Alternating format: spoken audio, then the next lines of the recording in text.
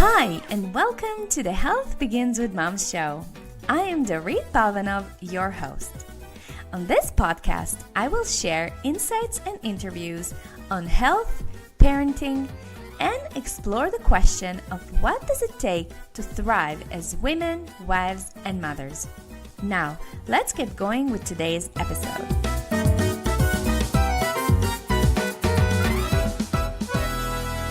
Hey everybody, welcome to another episode in the Health Begins with Mom podcast. This is Dorit, your host. Today on the show, I am actually chatting with somebody I found online. I have absolutely no idea how I found her. Her name is Kelly Swartz, and she is a erotic, self-awakening beauty expert, sex expert. I am so curious about what this amazing mama has to share with all of us. So I'm just going to welcome Kelly to the show, and I'm going to let her tell us and share about what it is that she does with all of us. So hi, Kelly. Welcome. Hi, Dorit. Thank you for having me here. It's very exciting to be here with you and your audience. So my title really is erotic expert and health coach, and I am the founder of Awoken Beauty. That's the name of my company, and that's how people can find me online on my website as well as social media. So that's Awoken Beauty, and so I'm an erotic expert. And what that means is it means that I've been working with human sexuality and creativity and expression for over 10 years. People say that it takes over 10 years to become an expert, and I've been doing just that.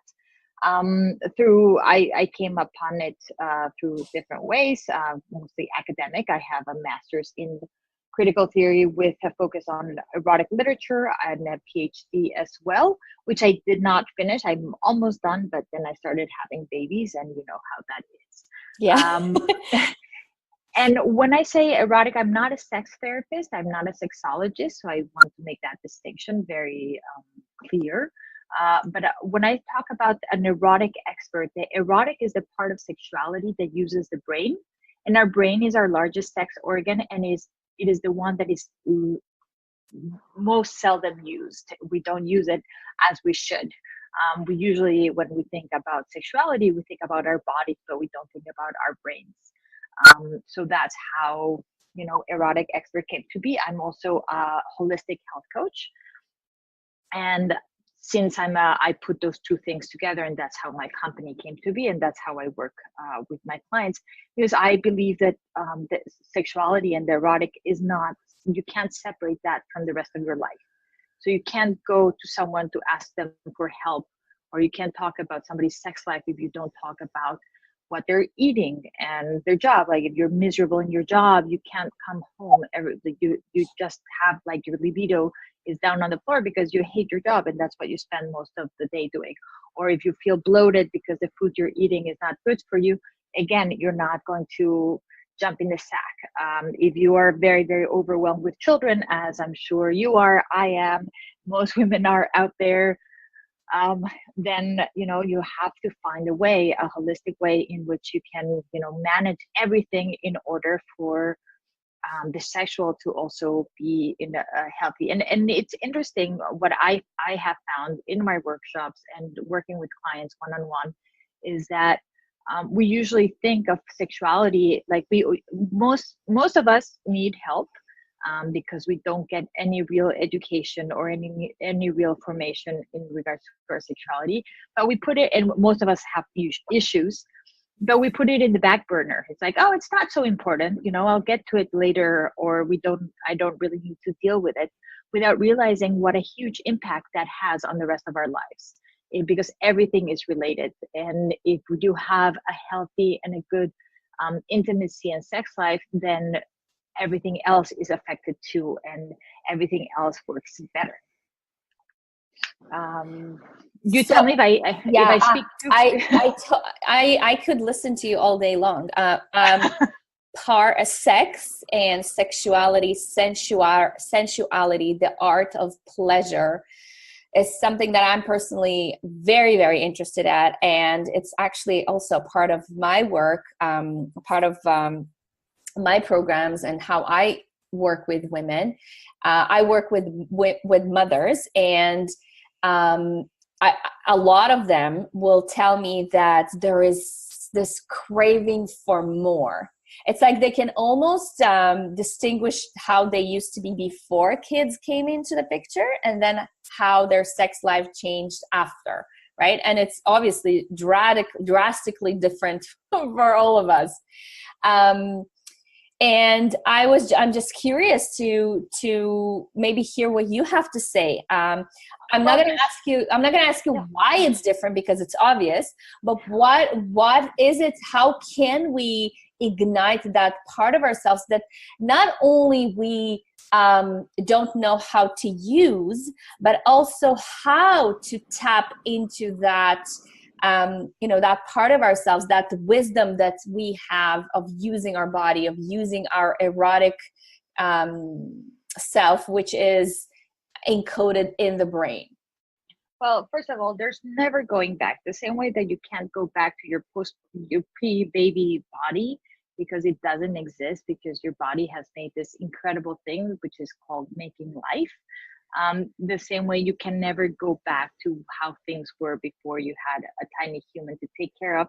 Whether you birthed it or you adopted or you had a surrogate, it doesn't really matter. Like, you have a tiny human that you need to, keep alive, basically. So there's no going back. There's just going forward. And there's many, first of all, for new moms or moms who just had a baby, even if it's not their first, there's several levels of healing. There's this crazy belief that 6 weeks and then you're good to go, which is insane, because there's so much healing that needs to happen, not only physical but emotional and hormonal. So the whole 6-week thing is just, well, it's basically when bleeding kind of stops, but that doesn't mean you're ready to jump in the sack. And when I give workshops, I do one of my workshops. Sorry, one of my workshops is sex after kids, and another one is sex after baby. They're similar but different. Sex after kids, it doesn't matter if you have a 20-year-old or a newborn; it's the same. And sex after baby is a little bit more focused. But the big question, and people come to me and they're expecting me to give them the answers of how to have sex again. And my biggest question first is, when do you start masturbating again? When do you start having intimate time with yourself again? And people are very shocked by my question, or are very, and shocked at not in a like, oh, how dare you ask me that, but more like, oh, they were not expecting that kind of question, because nobody talks about it. Nobody says anything. And most of the answers usually is like, oh, I can't touch myself. I can't do that because I don't want to have sex with my partner. If I don't want to have sex with my partner, I can't masturbate. As if one thing, eradicates the other. And I say, no, like the first thing, the most important thing for any mother, for any new parent, for any parent, for anyone in general, but especially for parents, because we give so much and we have such limited time. And if we don't actually like focus on taking care of ourselves, we don't do it. We actually need to carve out time and make it into part of our routine. Is self-intimacy. You need to be intimate with yourself in order to be able to be intimate with somebody else. There's this notion that intimacy only exists with somebody else. Intimacy you can only have when you're with a partner or several partners, if that's what you go for, if that's your choice. But that's not true. The intimacy starts with yourself, and especially as a parent, you need to reacquaintance yourself with your body, with your desires, with who you are, what you want, what you need, and then you can have that with somebody else. We are quite wrongly, we assume that sexuality only exists when you relate it with somebody else, when you experience it with somebody else, and that's really not true. Sexuality and the erotic starts with yourself, but we are not educated that way. We grow up, and then one day you wake up and you're like, oh, I'm sexual and I'm attracted and I have needs and moods, and you start defining the sexuality that you have by experiences with other people. And that's what starts to define you, instead of like really sitting down and being like, wait, who am I? What do I want? What do I desire? What do I need? And even as adults, if people go to sex therapists, they usually go because they have issues with their partners. So it's either they have issues with their partners or they've been through some kind of trauma. And if they have issues with their partners, I say when I do work with couples because I've been asked to, but I usually work with individuals because I say, how can you tell your partner what it is you want and you need if you don't know yourself? First, we need to figure out you, and then we'll figure out how you can communicate that to your partner.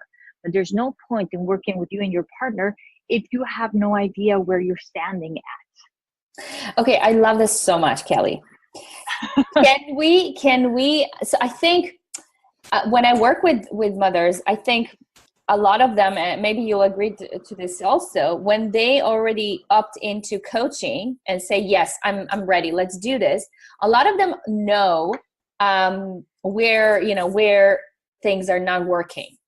But I think what they pay us for is to help them figure out the how, right? Yes. So on your website, you have a really cool, intriguing free guide that people can get access to. I definitely will link up to that in the show notes. But I was wondering if you can maybe talk a little bit about that. You have, so it's called the 3 methods to finding joy through self-seduction. And I think that's what we're talking about here, right? It's about finding pleasure within yourself, with yourself, and then emanating and radiating it to basically everyone and everywhere around you. So can you mention these 3 methods and maybe give us some insight into what it is and how we can tap into and how can we seduce ourselves? Oh my gosh, I love this so much. Well, I can't tell you what it is on the website. I think it's my free giveaway for people who sign up to my newsletter. Yes. But I can't tell you, like, I just launched an online program. It's called the Self-Care Principles, 6 Shades of Erotic Self-Discovery. And it's a very small program, 6 women, 6 weeks. It's pretty wonderful because it's very intimate. And each week they have, let's say, homework, right? They need to do something. And one of those things is, the first thing is to go out on a date with themselves. And it sounds like really crazy. Like, oh, well, I had one person who's like, oh, I don't need to do that. I work by myself. I'm all day with myself. And I said, well, that's not enough. That's not accurate, because when you're with yourself, you're working with yourself. You're not spending quality time with yourself. And I gave her the example of, you have a partner, a husband or a wife or girlfriend, boyfriend, whatever it is, and you have and you spend the whole day with them, or you spend a lot of the time with them, but you're running errands and you're putting the kids to bed and you're making dinner and you're doing laundry and you're folding laundry and you're taking care of the house, and you're really spending a lot of time with them. But is that quality time? No, you still go out on a date with them. Like, you really need to make time to go out and have dinner or go to a movie or even just a walk. For me, for parents, a date means leaving the house without children. That's a date. Mm-hmm. even if it's just going around, around the block, that's a date. So how can you, if you have a date with your partner, how can you say that because you need it, how can you say that you don't need one with yourself? So that's one of the big, and I tell my clients, like, you dress up, you would dress up for a date. You dress up, you make a reservation or not make a reservation. You may take a book is fine, or a notebook, but please don't be on your phone. I mean, you need to take your phone because you're a parent, but don't be on social media. You're not, when you go on a date with somebody else, you're not on your phone. So the same way you shouldn't be on your phone when you're on a date with yourself. And just savor food. I had somebody who was like, oh my God, it was so incredible. I ate slowly, which we as parents don't tend to do because, you're everything's in a hurry. ate slowly. I ate less. I savored the food. She was just so amazed by the fact that it was just such a different experience from what she thought she usually does, or she usually has. So that definitely is, spending time with yourself is fundamental. And by time, I mean really quality time. Another thing, in the it's within the seduction, but it's also within the intimate part, is that, or how you, it's responding to a question you asked me like 3 questions ago. Sorry, it's another part of that answer is, you asked me how do you get back into it with your partner, and you can't get back into it. You have to change things, and intimacy after kids looks different.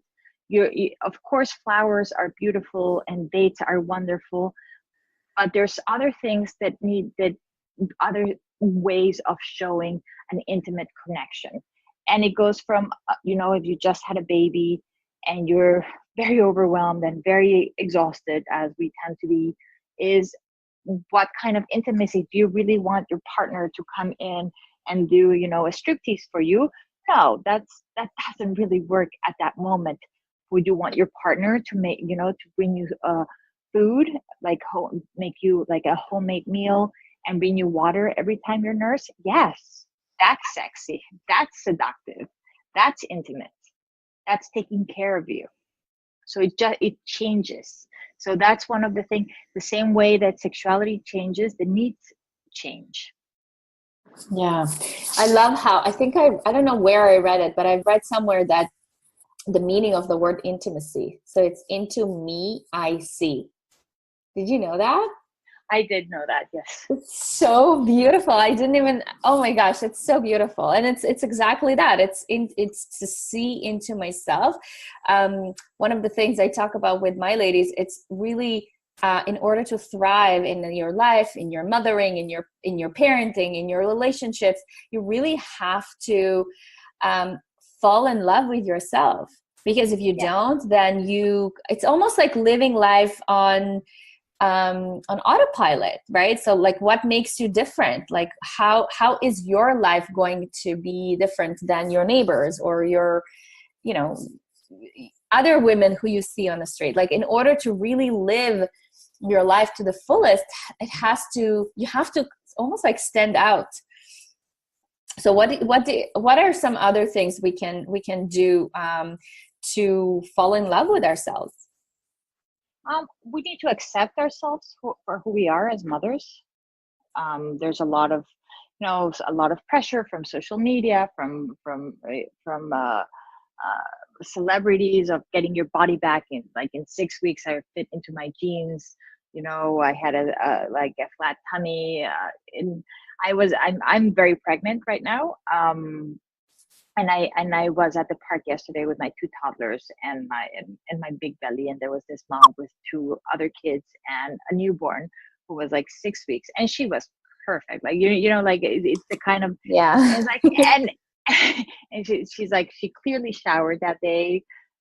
She clearly, she had she had a very flat belly. She looked just wonderful. Which is great. And it's like, well, I am not going to look like that, because that's not me. That's not my body. It doesn't work that way for me. In order to get back into to get it, I will never get back. I can just get forward. So I will never get the body I had before I had children, ever, because that's just not possible. But I can get healthy, and I can get to a place in which I feel good. It's just an acceptance of what this new body is, an acceptance also of the new desires. There's desires that just, the needs and desires just change. Like maybe sex used to be very pleasurable one way, and now you want something else. You want something different. The same way in pregnancy, I had a client. It was amazing.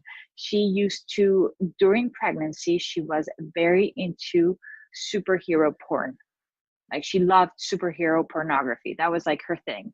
And that really turned her on. And it was really weird. And she found it very strange for herself to be into that. And the moment she was done with pregnancy, when she had her baby, she was done with that too. So I give that example, not because just there's so much variety and there's so much change. So the biggest thing is to be open to the change of your desires, as well as your body, as well as your relationship. You cannot expect to have your relationship to be the same as it was.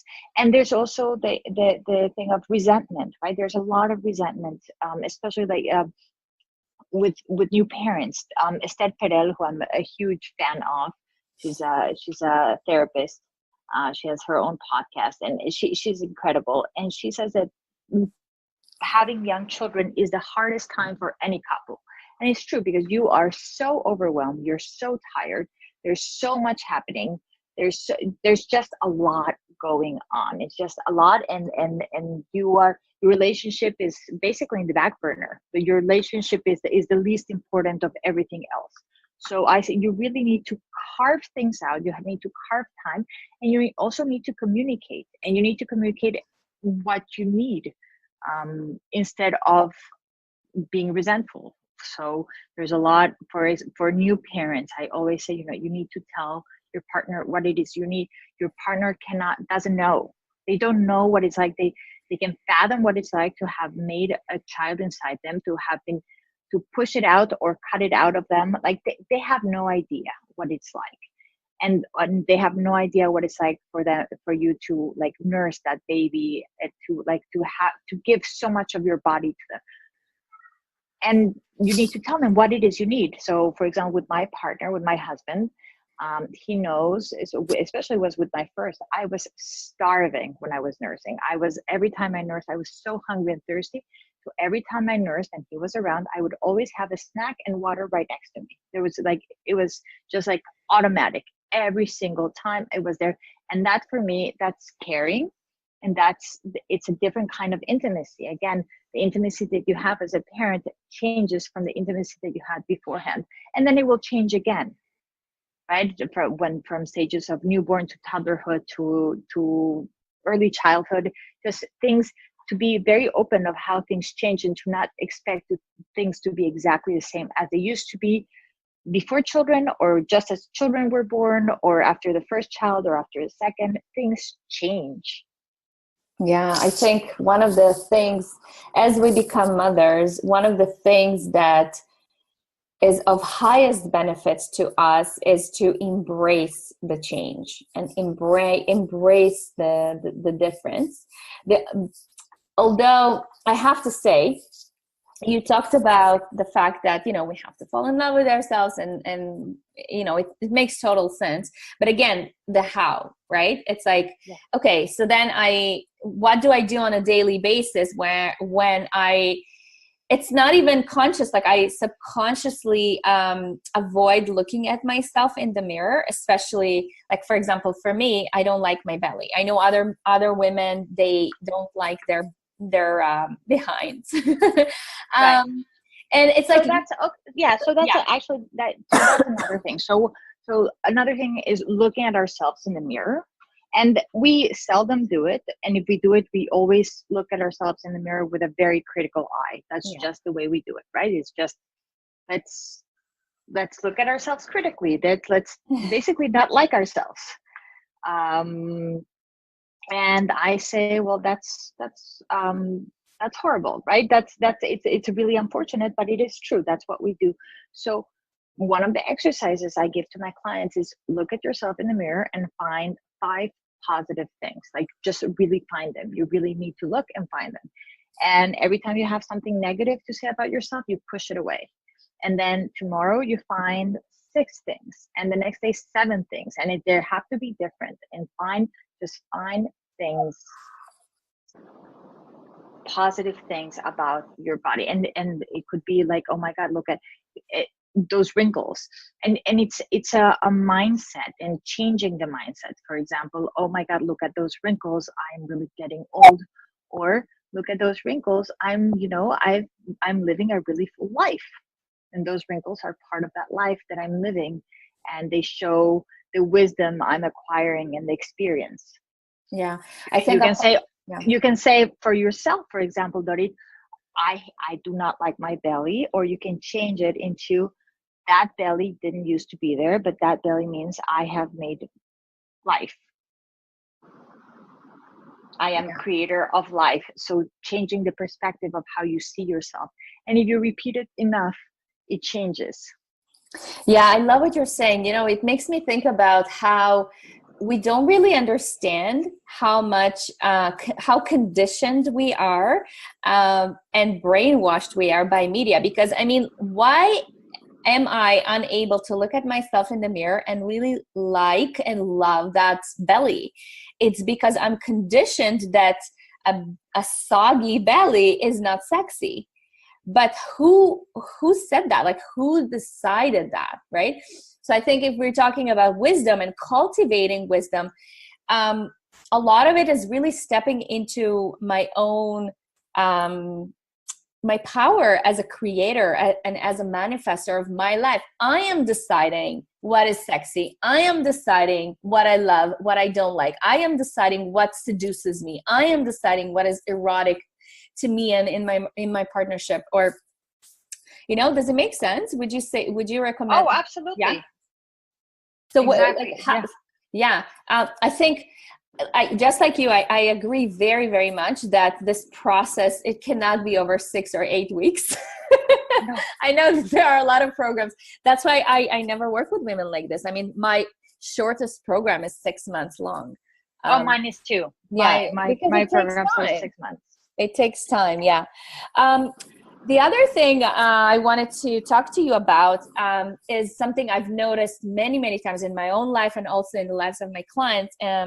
And that is one of the most toxic behaviors that I think it's like a distinguisher or extinguisher of self-seduction. And that is comparing ourselves. So comparison of ourselves to other women. Can you talk a little bit about that? Yes. Well, I think it's like what the example I just gave with the mother I saw yesterday, right? That I can't, like, she felt like she had it really held together and she looked perfect, and she has a 6-week-old, and she had she just looked perfect. And I'm like, I will not be like that when I have my third baby. But why? But I don't know what's going on inside of her. I have no idea what her life is like. I have no idea. She may look a certain way, but she may feel even more insecure than I do. We just don't know, right? We assume. We have this tendency to look at people and to assume what they are, who they are, where their life is at, and it doesn't work that way. Yeah. And we really, it's very, very, well, not only very difficult, but it's you can't assume without actually being in somebody else's shoes. So that's the first thing. And then why would you compare? Like, we live by comparison. We thrive on it in a way, but what's the point? Yeah, there's something I always tell to my girls, my daughters. I have 3 girls. I have 3 daughters. Mm-hmm. And there's something I always tell them, because, this behavior I see in them from a small age. I think it's just, that's how we're, I think it's a part of human nature that we see, because we are social beings. We see ourselves in relation to others.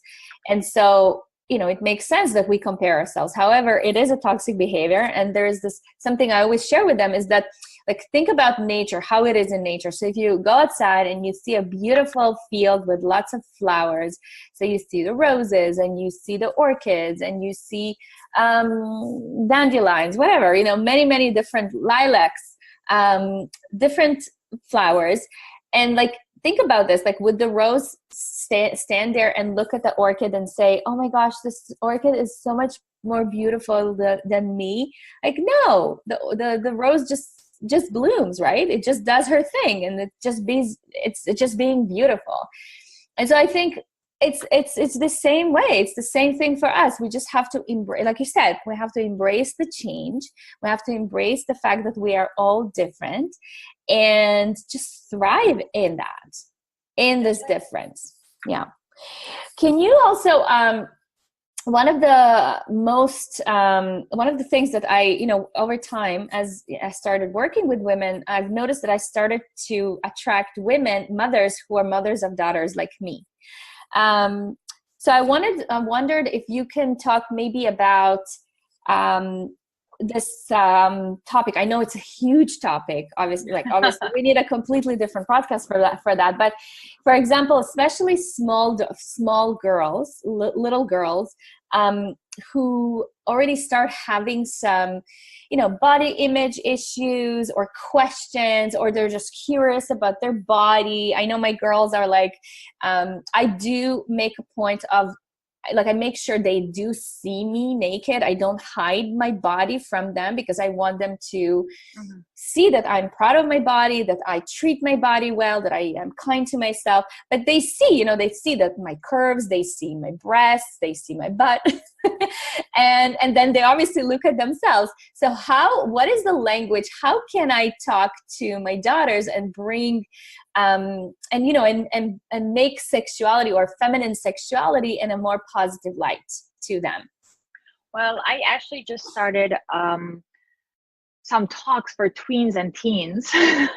That's another part of it. It's not on my website quite yet, in which I talk to girls, like 10 to 12 is one group, and the other one is 12 to 14, obviously depending on their maturity, about sexuality and about their erotic and about their bodies. And it's a body empowerment conversation. And one of the things that I talk, well, first of all, I talk to the mothers. I have a session with the mothers or the fathers, the caregivers, and I get a consent form because it's a talk about sexuality. And then I sit with the girls, with their parents, in the room, because they should know that anything that I say is not shameful, and that the person that they can always go to ask for more information is their parent.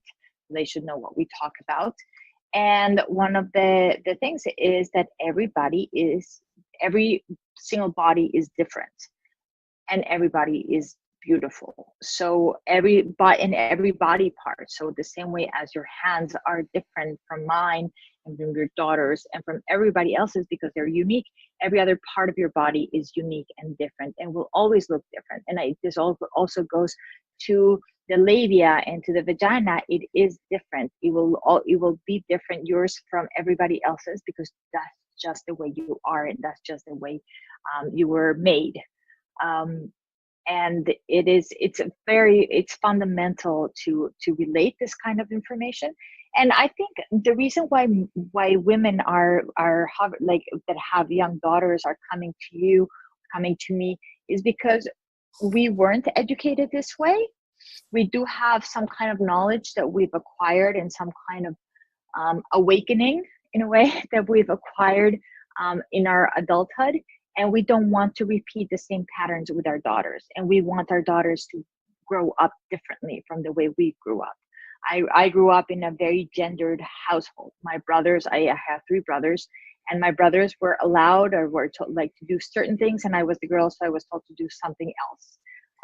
And in my house, right now I have a boy and a girl. And yes, they will do different things, not because they're a boy and a girl, but just because they're different people. Yeah. This topic is so fascinating to me. Just, I think, raising daughters, not so much in terms of parenting, but more in terms of parenting myself and raising myself, because I've noticed that same caring and love and nurturing that I want to give to them, I actually need myself. So it's a beautiful process to me, and I'm sure it is for all the moms who are raising girls out there, and also boys. I mean, it's the same. I think it's very similar for mothers who are raising boys, because then these boys also, I think the topic of body image it used to be very common among girls, but now with time, I actually have a book in front of me here about that body image, and the author who was also on the podcast, she talks about body image problems for boys as well. So it's not something that is just unique for girls, although I think there are more women and females who are struggling with it. So yeah, it's a very interesting topic to me. Kelly, this has been so amazing. I love talking about this topic. I think erotica, and self-seduction, sex, sensuality, the art of pleasure, it is so vital to our health, not only our physical health, our emotional health, our spiritual health, our mental health. If we don't, and it's really essentially just knowing and understanding and using that tool that we have, using that body that we reside in throughout our entire life, and not knowing how to use it, it would be such a waste, don't you think? Absolutely. And it's such an essential part of who we are, but we just put it aside, right? Because it's always laden with guilt and taboo and ignorance. Yeah. So if it has like such a negative thing on us, so why would you engage with it more? Yeah, I agree 100%. Plus, so many women complain that, my husband doesn't find me attractive anymore. I don't feel attractive. Well, how can you expect somebody else to give you that which you don't give yourself? Do you find yourself attractive? Do you enjoy looking at yourself? Exactly. Do you enjoy touching yourself without your husband, right? Or your partner? So yeah, it's like you said, it's true. Health begins with not. It all begins with that. Okay, Kelly, this has been so amazing. The second part of this podcast is really to give the listeners and me an opportunity to meet you on a more intimate level. So if you are okay with that, let's jump onto the other part of the podcast. Okay. So this show is all about inspiring mothers to thrive as women and mothers. And I like to call it being a diva or a goddess in your life. And so I'm curious to know, how are you being a diva in your own life? How do you take care of yourself, your soul, your body? What are some of your non-negotiables? My right now, as I said, I'm very pregnant. So right now my non-negotiables is when the kids are sleeping and my husband is cleaning up after dinner, I sit down, I watch Netflix, and I knit.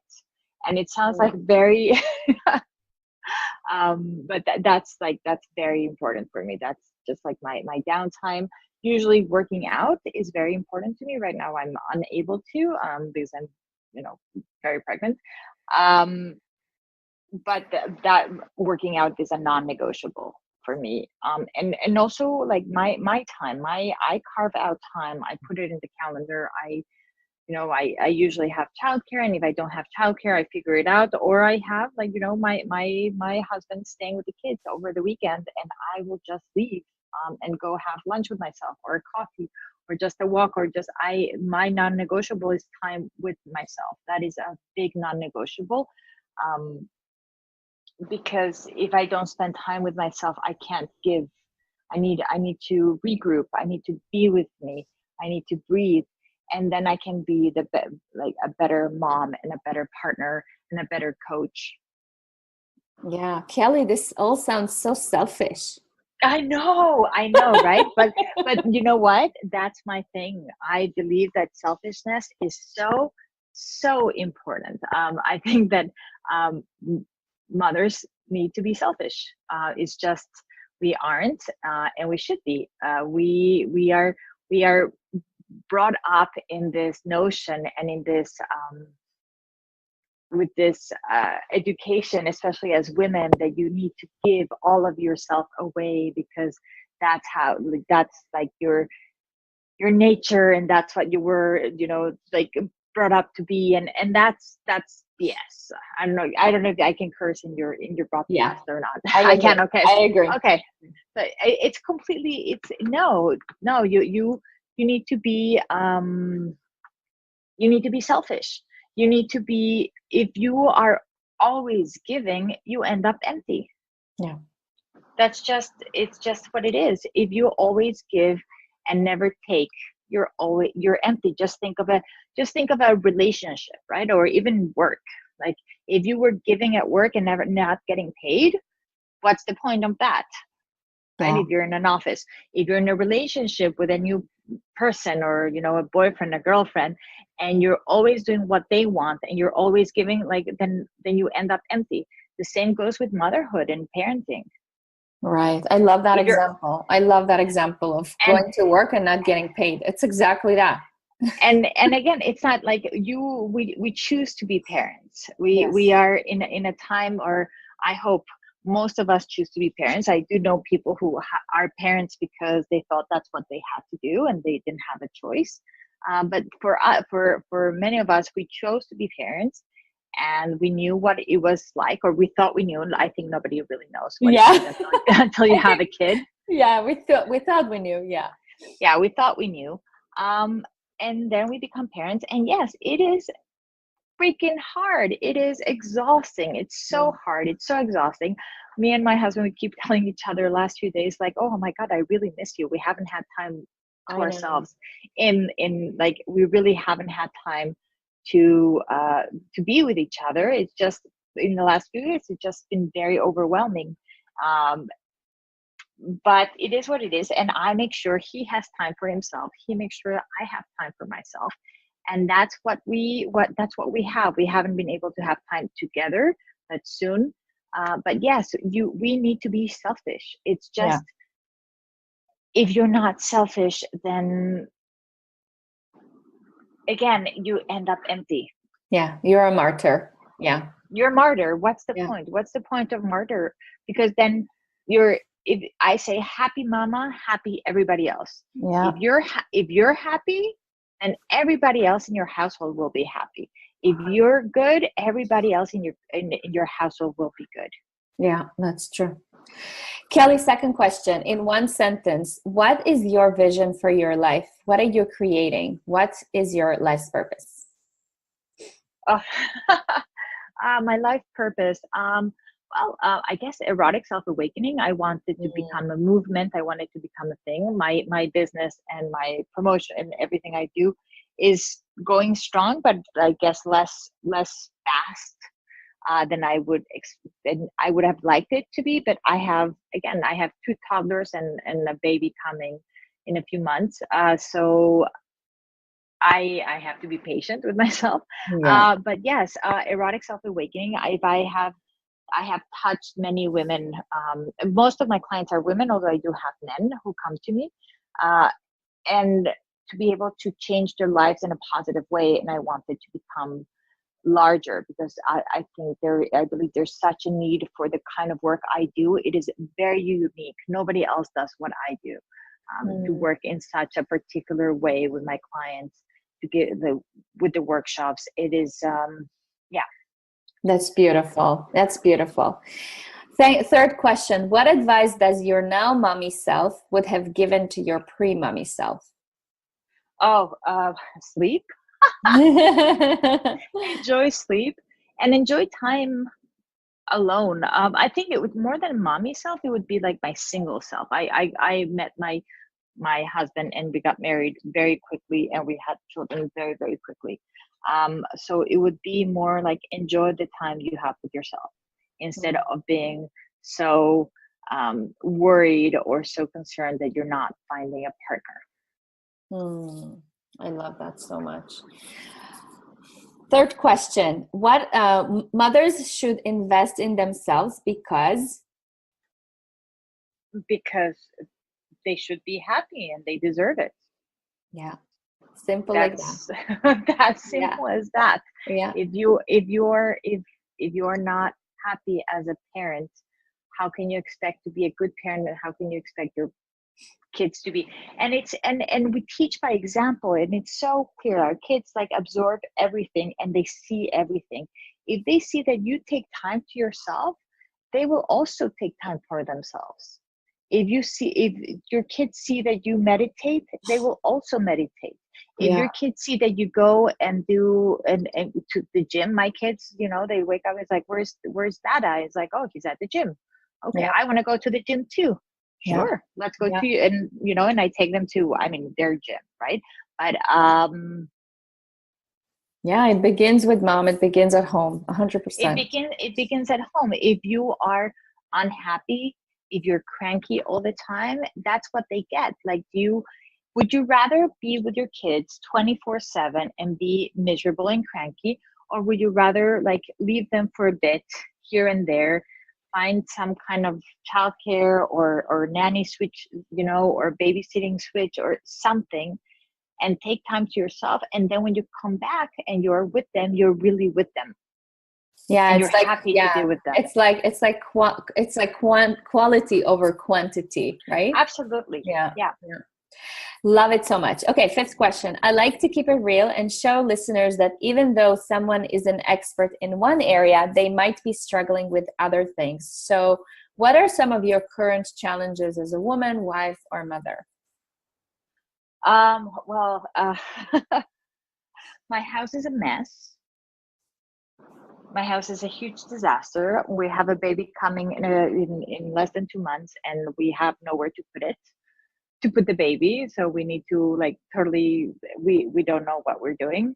I don't eat as well as I should, like, because this pregnancy I've just been like so tired, as well as just without appetite. I haven't I feel like I'm missing out of spending time with my husband. We just haven't had the time or the space to do it. Um, and I have this thing with patience with myself. I'm very hard on myself, so I feel like I need to do it all, even though I tell my clients not to. So I should, run my business and have two toddlers, and most of our food is homemade, and I make it, and I make, from like very, I make granola, right? I make granola. I make homemade cereal. I just made halva yesterday because I've been craving that. I hope it came out good. I need to go try it. Like, so I like, my expectations of myself are really high, so that I need to lower them and be okay with where I am. I believe one of the things that I teach in my process is that every baby that we give birth to, we not only give birth to it, but we also give birth to this new iteration of us. And I guess, that's for you. That's what you are birthing. That, Yes.